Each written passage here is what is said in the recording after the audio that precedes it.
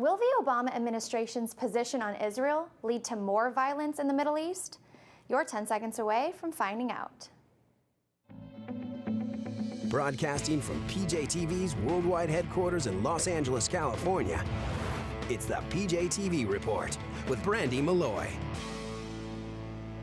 A week after calling for Israel to return to its 1967 borders, President Obama tried to explain his position to the American Israel Public Affairs Committee. I caught up with James Polis of The Bottom Line to ask about the tepid reaction to the president's speech and to a challenge by Democratic House Minority Leader Steny Hoyer.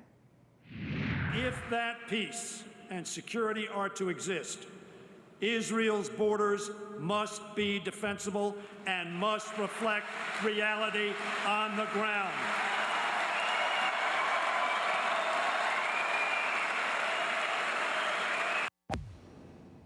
So in light of Representative Hoyer's remarks, will Jewish liberals continue to support Obama?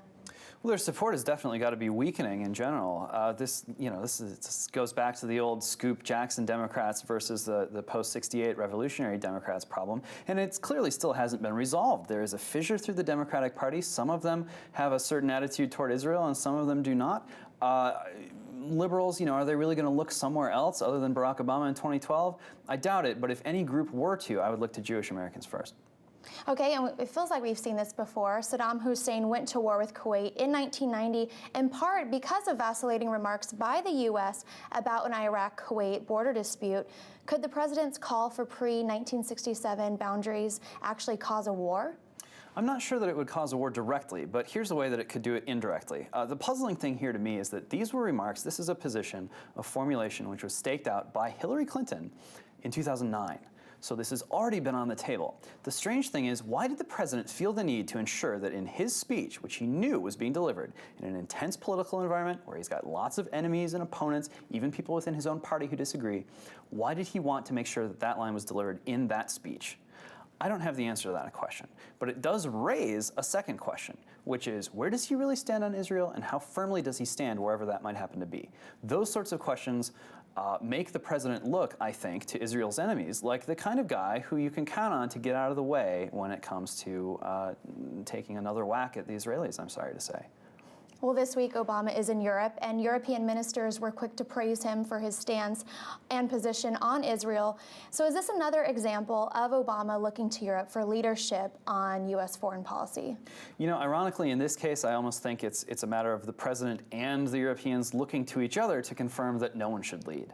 The Europeans, they're in a little bit different situation than us Americans.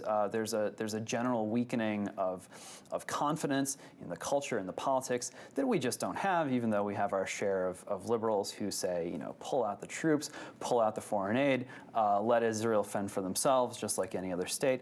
So slightly different situations. The Europeans are running scared in a way that we're not. What's strange is to see our president and Europe, both at the same time, seeming to think that maybe the best thing to do would be to basically say to Israel, good luck, guys, just don't do anything that'll get us into trouble.